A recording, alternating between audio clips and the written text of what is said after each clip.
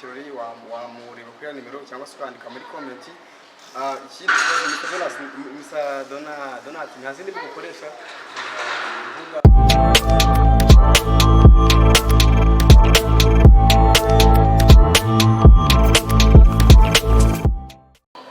Hello my people, mumeze mute? Nizere ko mumeze neza kabisa.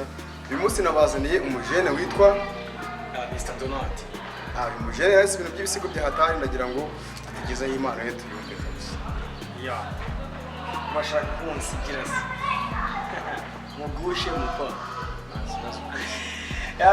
Ese ko mbona ukiri wambaye rinete, ukambara ingofero, ukambara karuvate, ikoti umupira umwe wayishizemo, none ipantaro n'umukara, inkweto n'icongo, mbabona ibintu byose ari OG. Musa kurenze. Reka wivuga ngo ndarenze, aho gusibye no kurenganya ndareguka. Usibye ko mbona nk'uburanungu wambaye nka Riderman ari kuri stage hejuru yaje nyirakara. Reka wivuga ngo ndi umutipe, kubwanjye ndakubonye ndumirwa, amahirwe ugize nuko umvugishije, mutabona yuko ari wowe waje. Kugira n'ikiganiro rero, misi numva yuko urusaba kubyukaga, kuko numvaga nanjye mbishaka. Mapipa mwumvishe umujene murumva atarenze. Uravuga kurenga, icyakubwira shiri wanje ukuntu yarenganye, iyo mutera imitoma wumva yaguyemo, noneho twajyamo ku gitanda hakumva radio zivuga ntanara. Telefoni yanjye banayise blacklist, byabona nk'umwashiramo akadege kujya hatagira umuntu ndaburiza akanesha umutwe shiri wanje nkamubura. My gosh, mbega umutipe. Ukavuga ngo rurema mu Cyongereza, izo ndi muvuga nanjye ndabazize. Inshuti yanjye aho kuzajya twibanire, hasigaye dukomeze dutwike, bazajya bakanda subscribe, uko ibyanjye byose n'uburyohe, utambonye si ubwo wabona. Erega buriya turi kumwe njyewe, erega iwanjye nta rungo, mba ndi muri geti imeze neza. Habaza bansanga tukaganira, icyo kurya nacyo nkabazimanira. Nta wicwa n'inyota avuye iwanjye, kereka atari kwa Mr. Donat. Okay. Guys, ntabwo ngiye nkora iminota miremire uyu muvandimwe Donat, tuzajya tuba turi kumwe igihe runaka wenda igihe abonetse. Urugero Donat, uramutse ufite nk'ikirori, ushobora kumubona kuri nimero ze atuzitubwira, cyangwa se ushaka kumutumira wenda ngo mukorane ikiganiro yazitubwira nta kibazo. Nimero yanjye ni 079 86 98 447.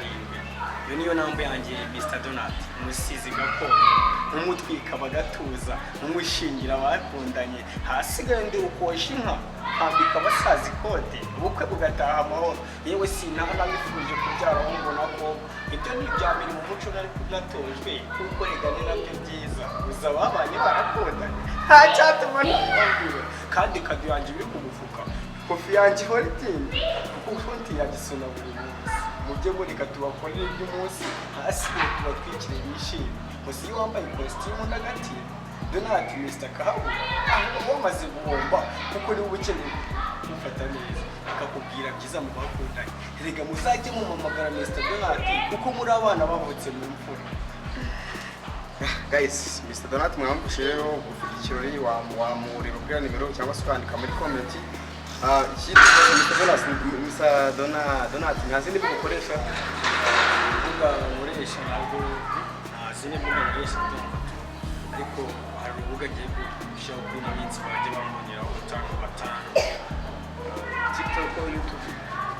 TikTok nzakoresha imbuga zombi kuko ahanini ndashaka kuzakora ibintu byinshi bitandukanye, kuko niba ukeneye kwamamaza ari namamaza imeze neza cyane, yaba ku bikorwa akeneye gukora cyangwa se kuba MC wo kwakira umustar hejuru stage, asigaye we nkafata neza cyane, yaba ari mu kabari cyangwa se we mu rugo apfa kuba yateguye show.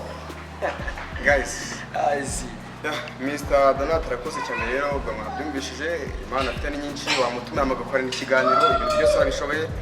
Nakagaruka, ciao Mr. Donat, tuzongera duhure. Hasta la vista.